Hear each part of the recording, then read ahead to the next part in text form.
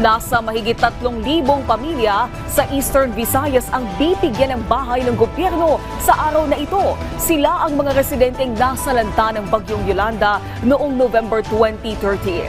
Si Kenneth Pasyente ng PTV sa Balitang Pambansa, live.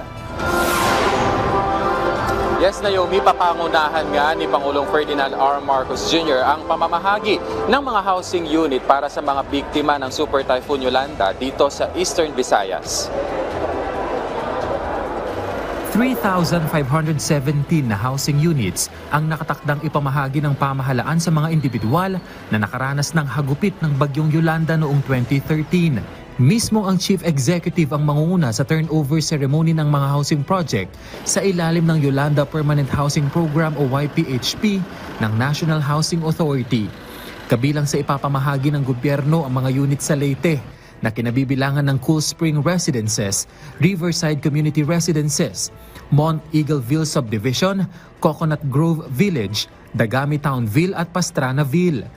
Gayon din ang mga housing unit sa Marabutville Sites 1 at 2 sa Samar at ang Culaba Housing Project sa Biliran.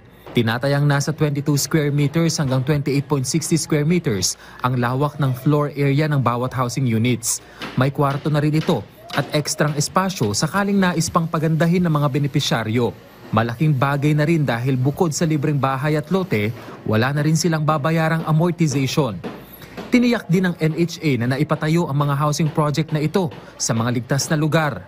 Ito'y para matiyak na hindi na maulit pa ang naranasang kalamidad ng mga benepisyaryo. Umaasa ang pamahalaan na makababangon ng tuluyan ng mga Yolanda survivor.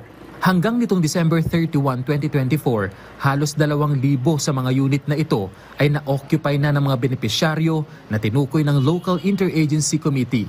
Siniguro naman ng NHA na tuloy ang kanilang pagsisikap na tapusin ang lahat ng proyekto sa ilalim ng YPHP bago matapos ang taon.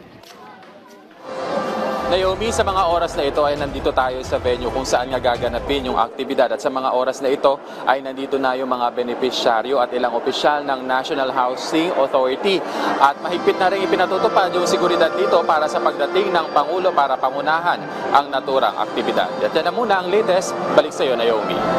Maraming salamat, Kenneth Pasyente.